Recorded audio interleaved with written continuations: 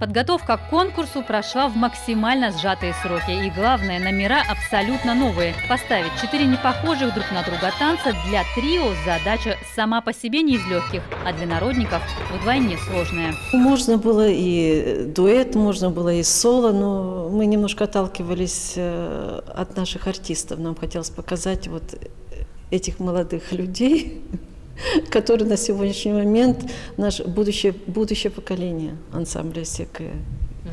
А это такая большая подстежка, такой творческий толчок для их дальнейшего развития. Академические элементы, акробатические трюки и этнический компонент. То, что получилось, уже понравилось первым зрителям.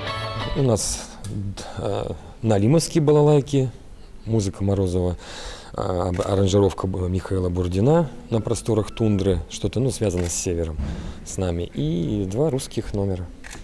Вот. Шуточные, с драматургией, все как положено, все полагается. Надеюсь, что... Ну и, конечно, там жюри будет, председатель жюри, насколько я знаю, будет Юрий Григорович.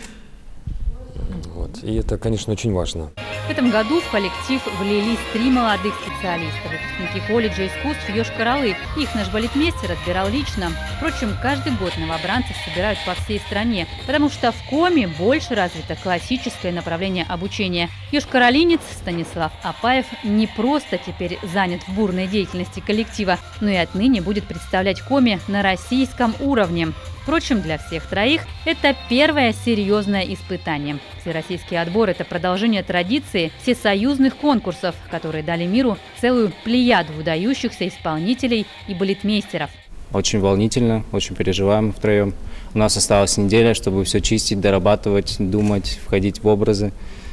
Вот. Надеемся, что покажем достойно наш ансамбль СЕКЭ и нашу республику, в принципе, мы тоже представляем. Потому что единственный государственный ансамбль, поэтому вся ответственность возлагается на нас. В коллективе недавно только пришел с этого года, и так получилось, что приходится сразу учить полностью материалы, репертуары. Очень много учим, остаемся по вечерам, тоже дополнительно. Подготовки мало, но работа проделана вообще колоссальная. 4 номера поставлено, грубо говоря, за месяц.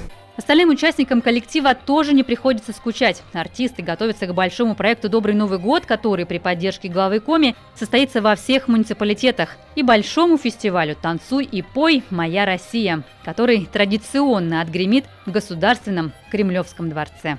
Ольга Коняева, Павел Фетисов, телеканал «Юрган».